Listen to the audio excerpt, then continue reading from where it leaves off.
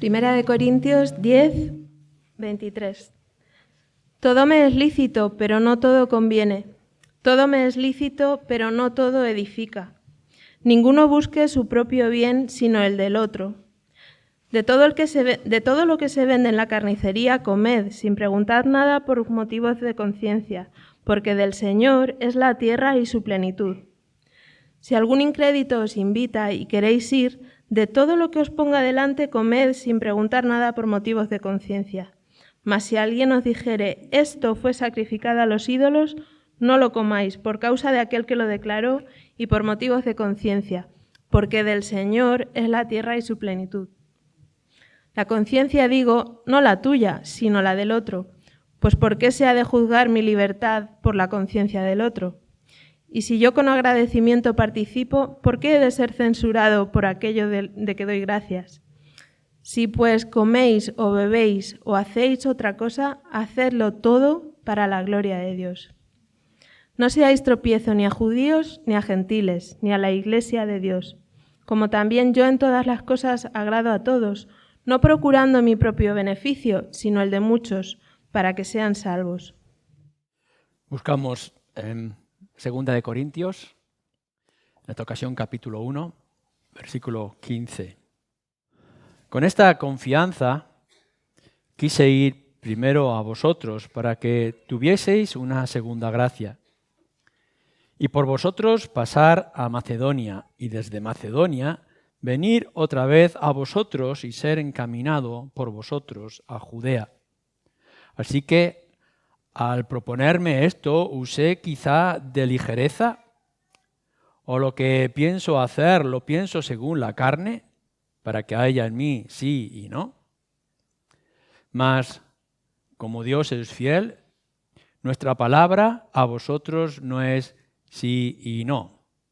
Porque el Hijo de Dios, Jesucristo, que entre vosotros ha sido predicado por nosotros, por mí, Silvano y Timoteo, no ha sido sí y no, mas ha sido sí en Él.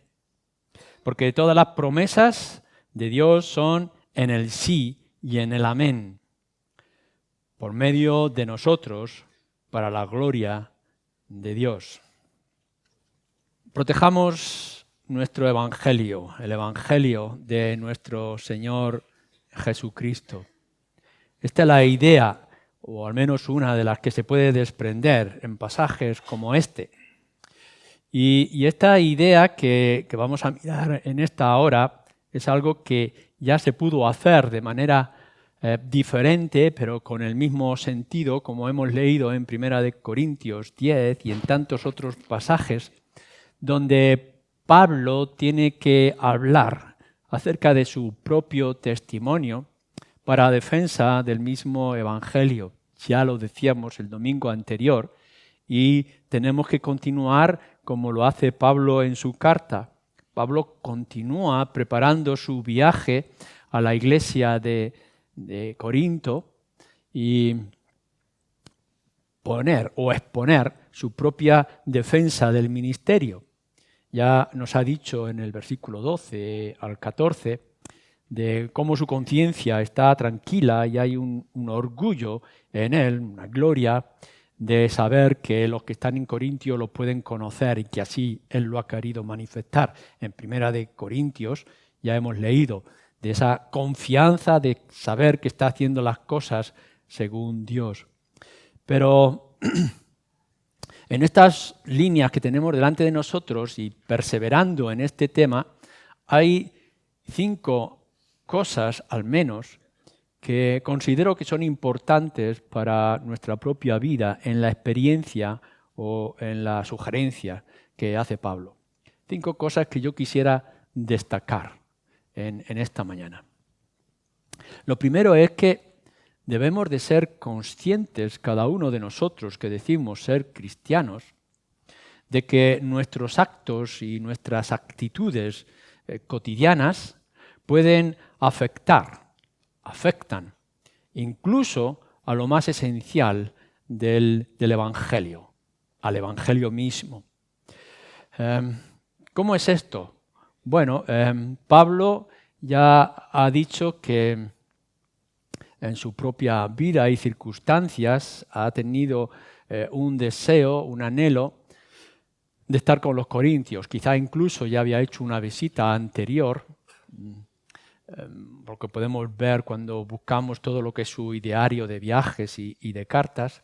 Pero aún así parece ser que él ha expuesto a la iglesia de Corinto que quería ir otra vez, hacerles una visita, traerles una doble gracia o bendición a los creyentes en Corinto. Pero las circunstancias le han entorpecido.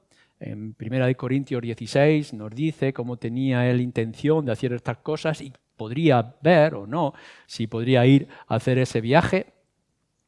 Y resulta que esas dificultades que le han impedido de ir, ha tenido que enviar a Tito en el viaje, nos dice más adelante en la carta, ha sido aprovechado para hacer algunas críticas con respecto a él. Había dicho que quería ir, parece ser, y resulta que no ha venido. Quería llevar una doble bendición para la iglesia y no la ha traído. Y entonces todo este deseo de que la iglesia colaborara con beneficios y de que Pablo pudiera traer alguna bendición también a la iglesia, ha sido usado para hacerle algunas críticas, como luego vamos a ver más adelante.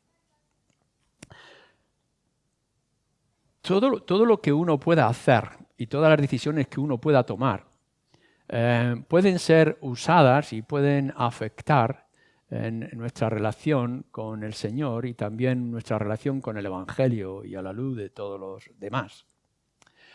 En cierto momento, en el libro de Proverbios nos dice que el más pequeño e insignificante mosquito puede estropear el más precioso, preciado perfume. Y puede ser que eso llene nuestras vidas de manera completa y constante. A Pablo le ha estado diciendo, nos dice, por ejemplo, en el versículo 17, ¿usé quizá de ligereza? En segundo lugar, lo pienso según la carne. ¿Es en mí un sí y un no a la misma vez?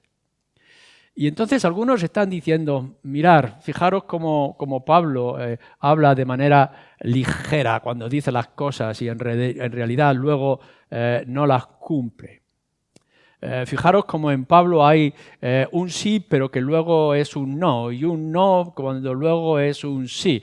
No parece que sea mucho de confiar. El apóstol Pablo ya antes ha dicho, todo lo que yo hablo es lo mismo que yo he estado proclamando o enseñando en la iglesia, pero algunos están buscando esos mosquitos para poder dañar todo lo que es el concepto del Evangelio. Por eso es que Pablo constantemente tiene que defender su ministerio, su persona y su mensaje. Pero la realidad es que esto es así. Es que cualquier cosa que tú y yo podamos hacer en nuestras vidas va a afectar el Evangelio mismo. Aun cuando para nosotros nos parezca que es insignificante, una palabra, una actitud o un gesto que pudiéramos hacer, y resulta que eso puede dañar nuestra propia situación en el mismo evangelio o en el mismo contexto eclesial o de nuestra vida espiritual. Fijaros, no solamente es que el evangelio debe de haber transformado tu vida por completo, debe moldear tu vida cristiana. En todas las cosas, no solamente es que nosotros tomamos una decisión por Cristo, sino que esa decisión por Cristo tiene que afectarnos en todo, en cómo somos de personas, en cómo somos de padres o de hijos o de trabajadores, etc. Pero no solamente eso, no solamente es que el Evangelio mismo tiene que cambiar nuestra vida, nuestra perfección, nos tiene que dar un propósito, nos tiene que dar una identidad, sino que a la misma vez lo que nosotros somos, lo que hacemos y lo que decimos va a afectar el Evangelio mismo.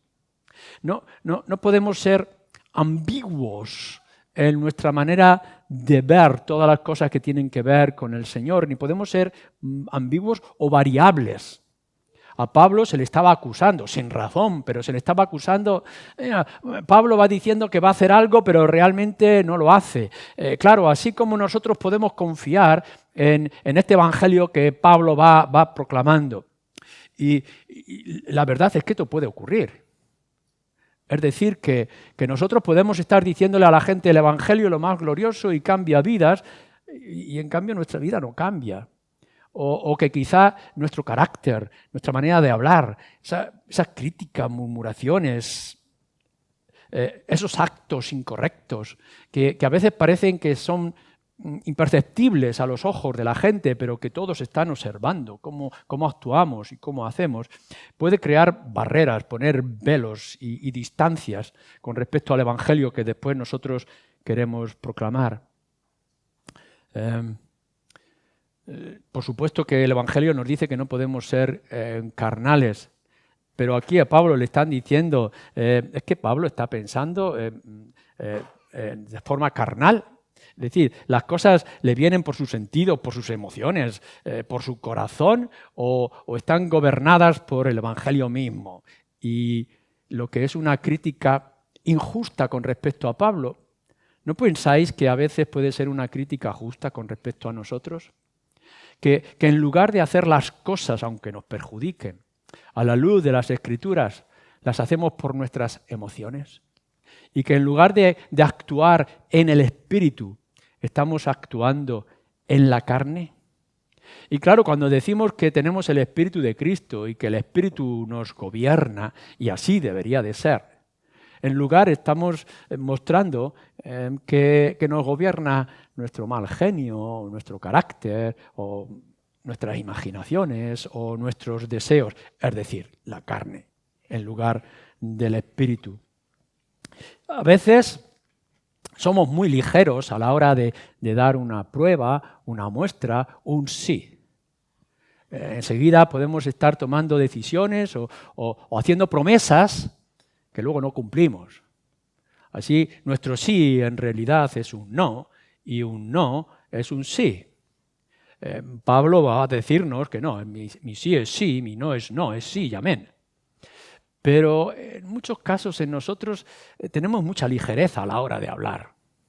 Y claro, todo eso es muy fácil para la gente poder llegar y decir, mira, tanto habla y luego esto. Es decir, que nuestra identidad como creyentes y nuestra proclamación del Evangelio puede ser afectada y dañada por esos pequeños actos, desajustes en nuestra vida cristiana. En lugar de dar el perfume glorioso que tenemos que dar como creyentes, dejamos que lo afecte y los dañe esos pequeños mosquitos del pecado, de la codicia, de la envidia, del recelo, etcétera, en nuestras propias vidas. Y eso afecta en todas las áreas.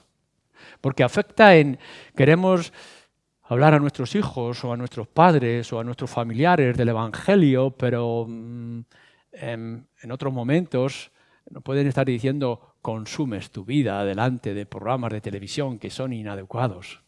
Me proclamas un evangelio, pero llenas tu mente de cosas sucias que pueden venir de ciertos lugares de Internet.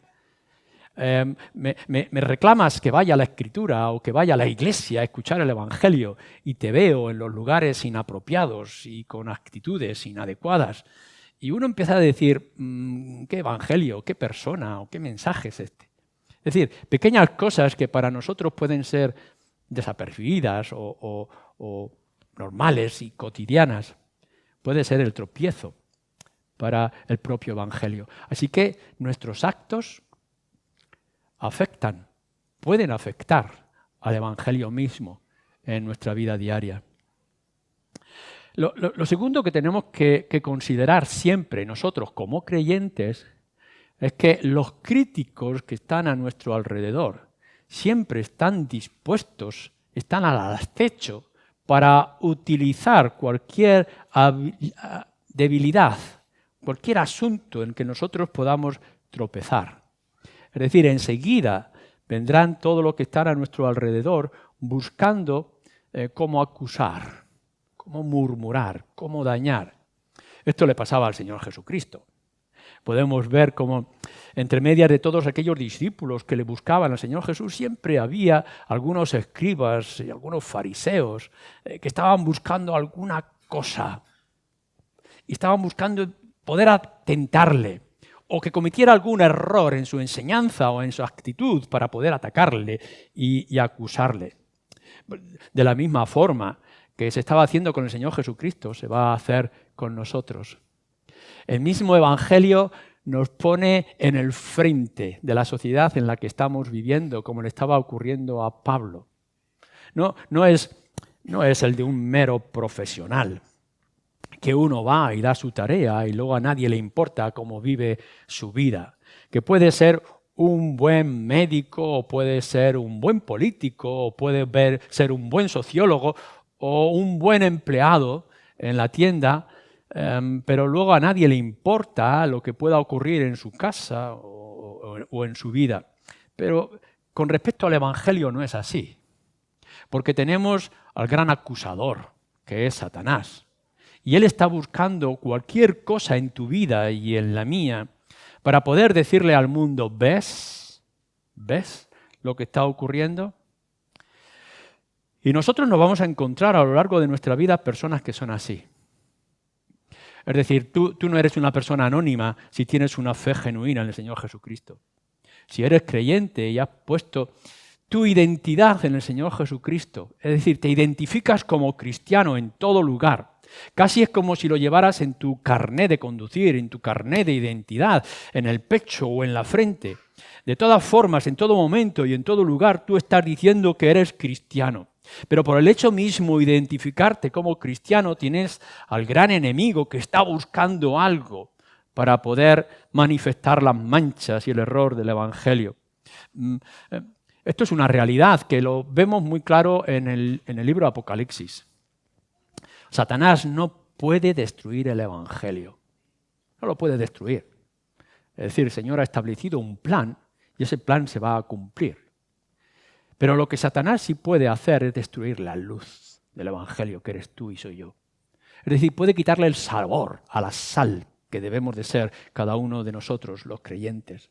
Así que los ataques de Satanás, el acusador, y por él también todos aquellos hombres y mujeres que están a nuestro alrededor buscando algún fallo o algún error en nosotros, lo que quieren es apagar el Evangelio, silenciar nuestra voz, quitar el poder de nuestras obras y de nuestras palabras. Bueno, entonces nosotros ante esos ataques que tendrán los enemigos, los hombres y mujeres que están dispuestos a la crítica, al daño, y que pueden estar incluso en los círculos más íntimos nuestros, alguien que esté buscando decir, no hagáis caso a fulano o a menganita, porque en realidad fíjate cómo ha dicho, cómo ha hecho, cómo ha actuado en tal momento o en tal otro, que quizá para nosotros no era importante o era insignificante o incluso no nos dimos cuenta porque hay muchos pecados en nuestras vidas en los cuales nosotros no los hemos percibido, pero que están ahí, pero otros sí los han visto. Están dispuestos a decir, no les hagáis caso, no los sigáis, porque fijaros cómo se llena su vida de errores y de fallos. Bueno, nosotros no podemos quitar a los críticos, a los enemigos del Evangelio, a los acusadores, a los que nos atacan con sus comentarios y con sus ideas, ya sea dentro o fuera de nuestra vida cristiana o de nuestra vida de iglesia. Lo que sí tenemos que tener en cuenta es que no tenemos que darle oportunidad al diablo. Que no es tanto es que tú tengas que estar vigilando a los que te critican, sino que vigiles tu propio corazón para no dar base a que te critiquen. No puedes apartar de ti todos aquellos que son enemigos del Evangelio o que al menos no están convencidos y están buscando alguna excusa para su propio estado espiritual. Tú no puedes evitar el mundo en el que te encuentras, ni todas las circunstancias en tu trabajo y en tu vida. Pero lo que sí debemos de hacer en estas circunstancias de que gente va a venir a minarte a ti para minar el Evangelio, es que te vigiles. Que vigiles tus actos y que vigiles tus palabras y tus gestos, tus actitudes en todo momento. No hay cosa pequeña en tu vida que no pueda hacer bien o mal al evangelio que dices tener y que vas a proclamar a tu alrededor. Por otra parte, también tienes que recordar que no caigas tú en lo mismo, porque nuestro corazón es así. No podemos dejarnos llevar por la envidia o por los celos para poder criticar al otro que está a nuestro alrededor. A veces queremos tomar la posición de Pablo. Venían aquellos discípulos que querían quitar a Pablo y ponerse ellos mismos. Pablo responde en Filipenses de una manera clara: bueno, yo me regocijo que al menos el evangelio es predicado, pero eso no quita que se estuviera haciendo mal. Y a veces puede ocurrir que entre media de nosotros haya ese celo, esa envidia. Y por tanto, como yo no puedo ocupar el lugar que otro ya está ocupando, haré lo que sea, quizá sin darme cuenta delante del Señor, para quitarlo y ponerme yo. Esto es lo que estaba ocurriendo de alguna manera en Corinto. Uno que dice ser de Pablo, otro de Apolo, otro de Cefas o de Pedro. Había esas tensiones de divisiones y de grupos, a ver cuál es el que tenía más influencia y más poder. No solamente tienes que evitar en tu vida esas pequeñas cosas que van a dar base a que otros te critiquen, sino que tienes que procurar que tú no seas causa de crítica o de criticar a otros. Que no vayas por allí intentando quitar a aquellos que puedan hacerte sombra en no sé qué proyectos de vida que puedas tener. En realidad, lo que nos vamos a dar cuenta a lo largo de nuestra vida cristiana, en nuestro propio contexto y en el mundo en el que estamos viviendo, que la crítica es muy fácil y es muy dañina, que está en todos los ámbitos y en todos los lugares. Como decía, Satanás no va a poder destruir el evangelio. Satanás no puede en contra de la obra que Cristo ya ha establecido, pero sí puede quitar a los mensajeros, sí puede quitar a los testigos. Tú no sabes que en el momento en que te has convertido, ya has aceptado a Cristo como tu Señor y que Cristo es el proyecto de tu vida. Te has convertido a la misma vez en testigo del evangelio. Y que te tienes que convencer, creyente, hombre o mujer, en esta mañana, que el mundo no va a creer si no hay gente que les testifique. Es decir, es necesario, como nos va a decir Pablo en otro lugar, que hay que ir a la calle y al mundo y proclamar el evangelio, porque si no, ¿cómo van a creer si no hay quien les predique? Entonces, el diablo no puede silenciar el evangelio, pero te puede silenciar a ti. Y puede crear sombras. Y tú puedes estar siendo parte de ese tropiezo, ya sea porque criticas a otros en el evangelio o das razones para que otros te critiquen a ti. Quiera el Señor, no solamente que tú puedas disfrutar de este evangelio glorioso, sino que a lo largo de tu vida no seas obstáculo para que el evangelio se extienda. Esto, en tercer lugar, no puedo evitar aplicármelo a mí mismo delante de todos y cada uno de vosotros en esta tarde, en tercer lugar. Porque Pablo se tiene que presentar delante de la iglesia en Corinto, los versículos anteriores, del 12 al 14 y ahora del 15 al 20, hablando acerca de sí mismo, porque él sabe que Pablo, el apóstol, si es dañado con o sin razón, va a afectar a todo el evangelio glorioso que ha proclamado en la iglesia de Corinto, del cual todos ellos son carta y son fruto.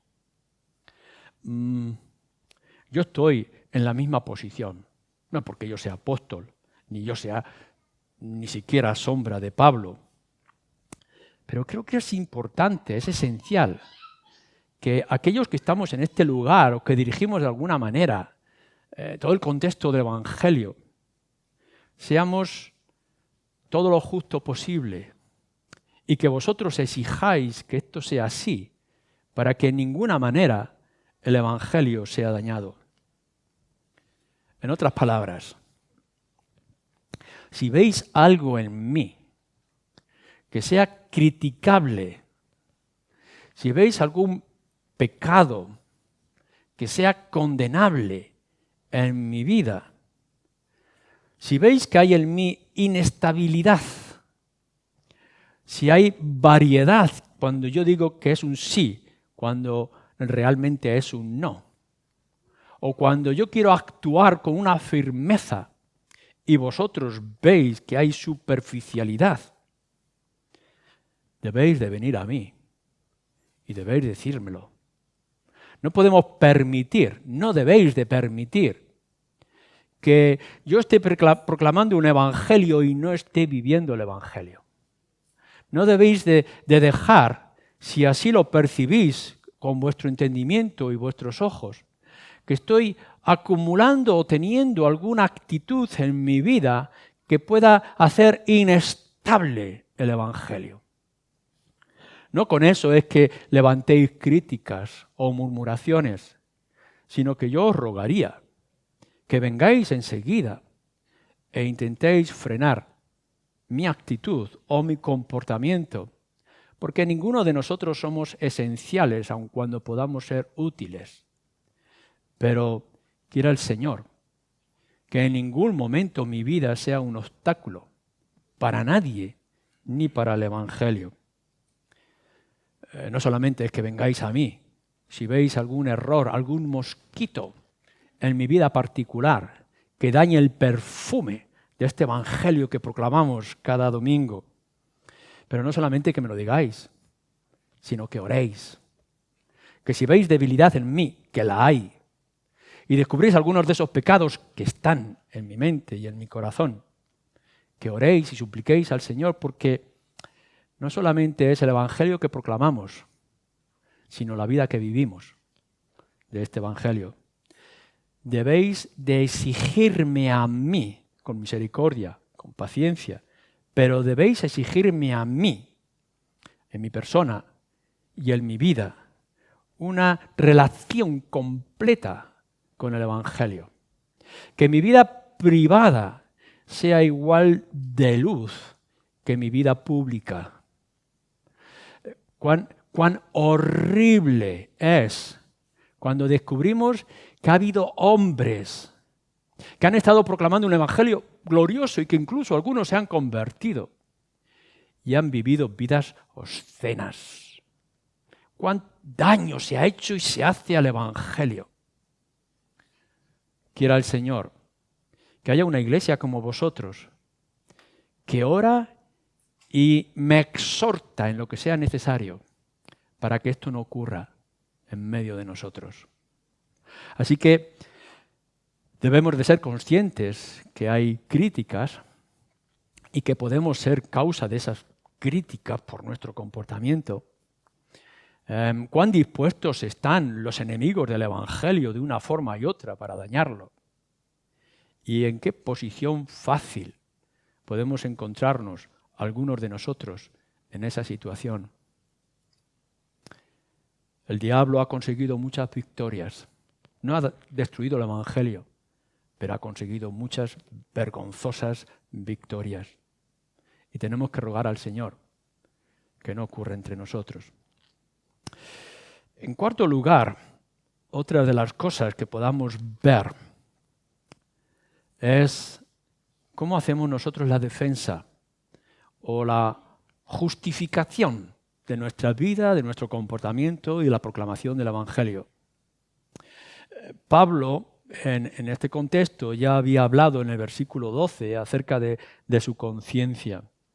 Dice, porque nuestra gloria es esta, el testimonio de nuestra conciencia, que con sencillez y sinceridad de Dios, no con sabiduría humana, sino con la gracia de Dios, nos hemos conducido en el mundo y mucho más con vosotros o entre vosotros. Así que Pablo ya está diciendo, mi conciencia está tranquila.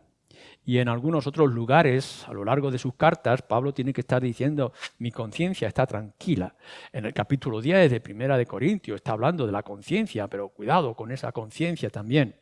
Así que Pablo pone como testimonio su propia conciencia. Delante de Dios, Él me juzgará. Pero fijaros también cómo más adelante, en el versículo 23, nos dice, mas yo invoco a Dios por testigo sobre mi alma, que por ser indulgente con vosotros no he pasado todavía a Corinto. Dios es testigo. Y nosotros tenemos que tener en la posición no solamente de que tu conciencia, nuestra conciencia esté tranquila, que puedas dormir en paz, que el Espíritu no te tenga que molestar por tu comportamiento, tus actitudes. No solamente que estés en tu conciencia seguro de lo que estás haciendo, sino que en verdad puedas llegar a decir, Dios es testigo y Él sabe qué es lo que estoy actuando. Pero aquí, en nuestro texto, fijaros, pongo la atención en el versículo 18.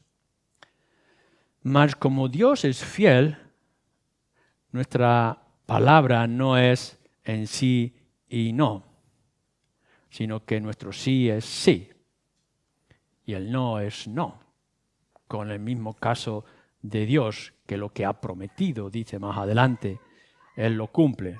Porque todas las promesas de Dios, versículo 20, son en el sí y en el amén, por medio de nosotros, para la gloria de Dios.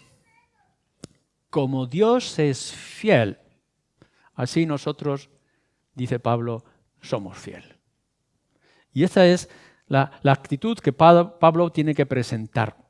Mirarme bien, dice Pablo, mirarme bien si yo estoy fallando en el carácter que Dios está manifestando. Dios es fiel. Así yo he sido fiel en mi mensaje y en mi actitud para con vosotros todo el tiempo. O miremoslo de esta manera, que tu sí sea sí y tu no sea no. Esto lo repite el Evangelio, según Mateo en el capítulo 5, lo va a decir más adelante, Santiago también en su carta, capítulo 5. Nuestra mejor defensa ante toda la crítica, nuestra mayor justificación es que no haya medias tintas, que no haya un cambio en nosotros, que lo que nosotros hacemos, decimos o cómo actuamos sea así en todo momento y en toda circunstancia. Debes de hacer creíble el Evangelio con tu vida y con tu persona. En otras palabras, tenemos que tener un lenguaje, tenemos que tener un mensaje, tenemos que pronunciar palabras.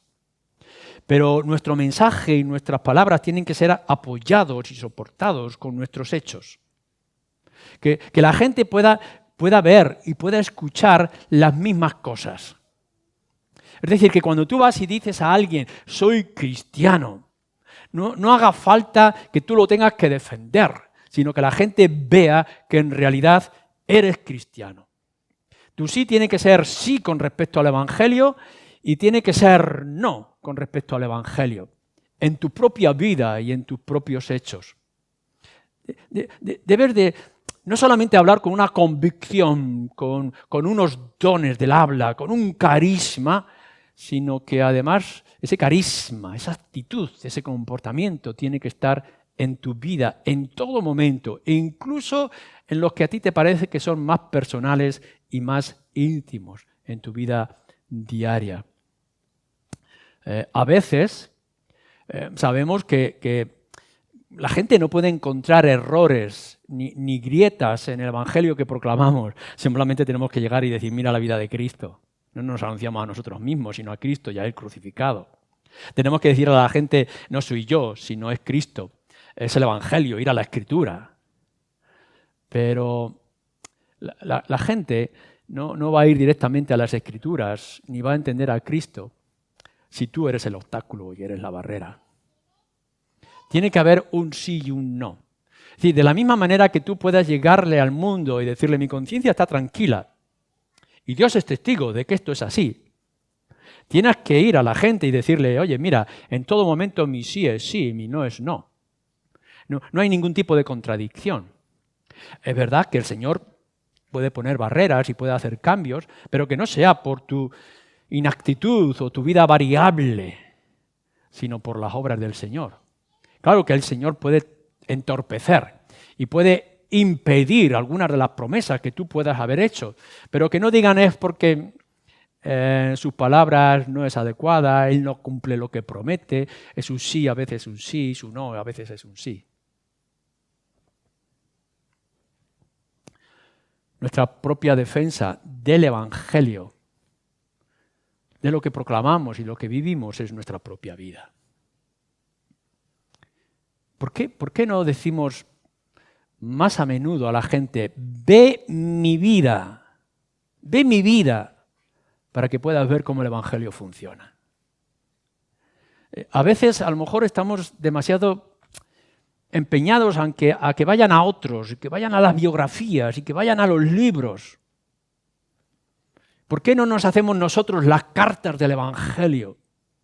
¿Por qué no los ponemos en la disposición de que todo el mundo nos pueda mirar y nos pueda observar?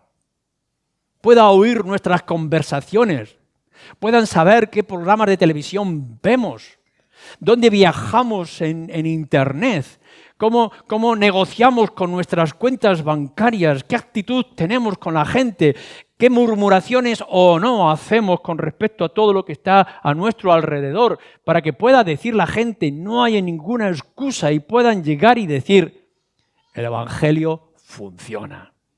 No hay nada más que mirar a estas personas.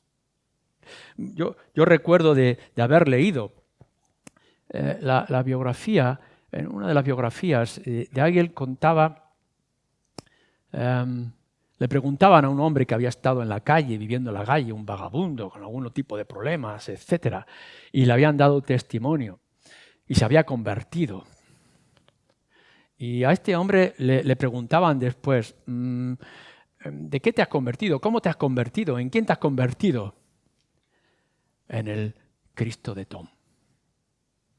Y lo que quería decir es que es en este hombre Tom que le había dado el Evangelio y lo había manifestado con sus hechos. Y esta sencilla persona lo que podía llegar y decir, yo me he convertido al Cristo, al Señor de Tom. ¿Por qué no vivimos nosotros como Pablo quiere proclamarse a sí mismo sin ningún tipo de arrogancia? Este es el Evangelio de Pablo. Esto es lo que yo proclamo. ¿Y por qué no tú y yo podemos llegar a atrevernos a decirle a la gente en cualquier lugar que estemos, en el trabajo, en la familia o en la universidad?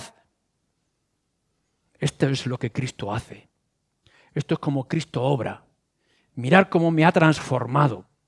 Yo estaba ciego y ahora veo por Él. Estaba perdido y Él me ha hallado. Y que la gente no pueda encontrar ningún resquicio para poder ver la grandeza y el poder de este Evangelio. Nuestra defensa y de nuestra justificación tiene que ser nuestra vida. No nos piden grandes cosas. No tenemos que transformar el mundo.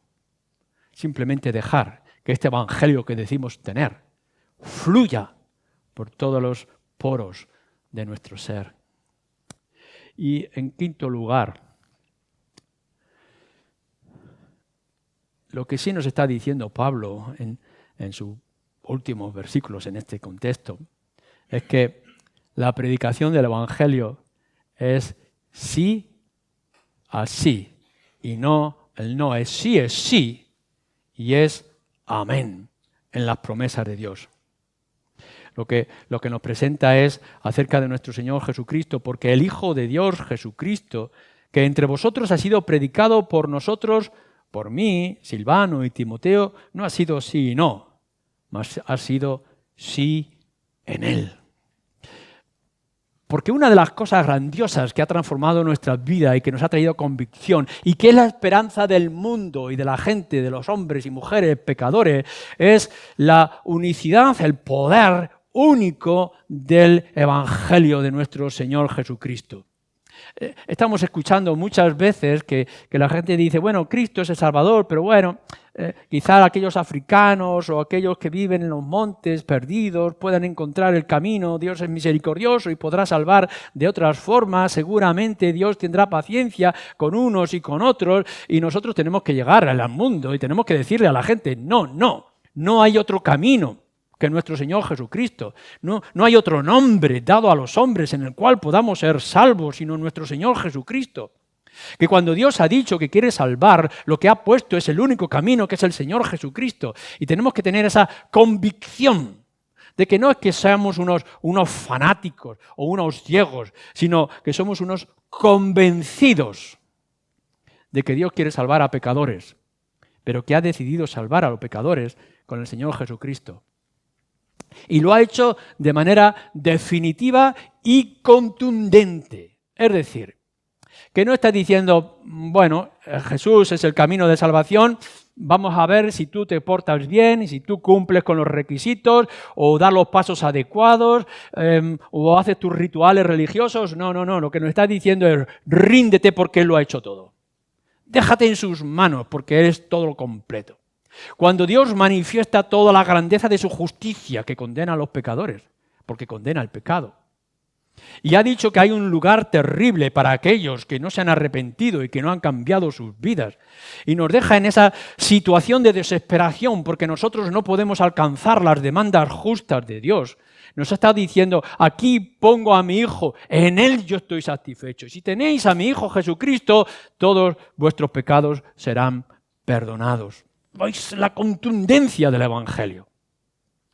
Y es lo que nos está diciendo el Evangelio mismo. Dios ha prometido algo y lo va a cumplir.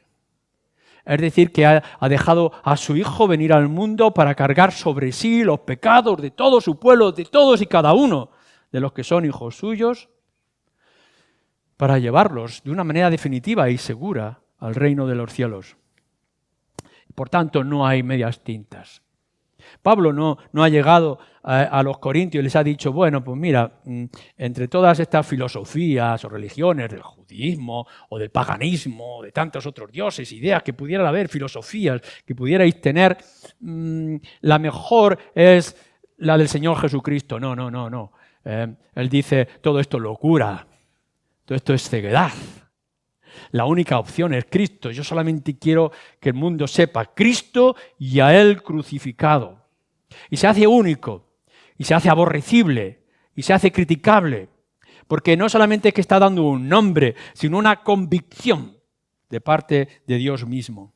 Nosotros tenemos que decir al mundo entero, con respecto a las promesas de Dios y a la obra del Señor Jesucristo, sí, esto es lo único, es esencial, es fundamental, debes de tenerlo, debes de creerlo y a la misma vez tener la convicción de que esa transformación que ha traído el Señor Jesucristo va a cambiar nuestras vidas por completo. Y lo tenemos que decir al mundo con toda esa certeza, con el testimonio de nuestras propias vidas. En otras palabras, aquellos de entre vosotros que en esta mañana no seáis creyentes, no seáis cristianos, estéis en la búsqueda, estéis a la espera, estéis en la duda todavía. Lo que nos está diciendo el Evangelio, desde la convicción que tenemos nosotros los creyentes y el testimonio que podemos dar desde nuestra propia vida, es decirte a ti, al que no es creyente en esta mañana, que tu única opción delante de un Dios justo es tener al Señor Jesucristo como tu Salvador y como tu Señor. Que no hay otra esperanza. Claro que te tengo que decir, no te fijes en mi vida ni en mi testimonio porque hay un montón de contradicciones y de errores. Pero a la misma vez quiero decirte que yo podría estar perdido y podría estar ciego y lleno de arrogancia y de envidia si no fuera porque Cristo ahora ha transformado mi vida. Y Él lo puede hacer con cualquiera de vosotros. No importa donde uno se haya metido en los vicios más grandes o haya inundado su corazón con las suciedades más profundas. El Evangelio de nuestro Señor Jesucristo puede transformarte, darte esperanza, darte seguridad, darte la salvación y transformar tu vida y convertirte en vez de tinieblas en luz, en vez de un corazón frío, un corazón de carne, donde pueda morar el Espíritu. Y a vosotros, los creyentes, sé firme con el Evangelio que proclamas y con la vida que vives. Sé contundente, sin medias tintas, como nos quiere decir en el versículo 19, esencial, directo, claro. Cristo, la cruz. Y así en tu propia vida. Vigila en el nombre del Señor. Te pido, sea quien seas, vigila cualquier rincón de tu corazón, cualquier grieta que pueda haber en tu vida, cualquier caminar diario que puedas tener. Vigila para que ninguna cosa pequeña, ninguna sombra, ningún daño, ningún veneno pueda afectar el evangelio que dices tener y el evangelio que dices proclamar. Haz lo que tengas que hacer, cueste lo que cueste, para que lo que digas sea todo para la gloria de Dios. No la tuya. No estamos diciendo que vamos a transformar nuestras vidas para que los hombres y mujeres de nuestra sociedad, a nuestro alrededor, nos alaben. No, lo que tenemos que decir es, tal es el cambio en mi vida y tal es la transformación. Tal es el eliminar las cosas que puede haber en caminar diario en mi vida. Tal es la profundidad del evangelio en mi propio interior y en mi propia mente. Que tengamos que decir, no yo, sino la gloria de Dios en mí. En otras palabras, la gloria de Dios en la vida en que vivimos, de alguna forma, está en tus manos. El Señor te ha transformado para ser testigo, no para ser sombra, no para ser daño, no para ser perezoso, no para ser indiferente, no para quedarte bajo las sábanas de tu cama. El Señor te ha cambiado y te ha transformado porque quiere que con tus palabras y con tu comportamiento, con todo lo que hagas, con todo lo que comas, la manera en que te vistes, sea para la gloria de Dios y la extensión del Evangelio. Amén.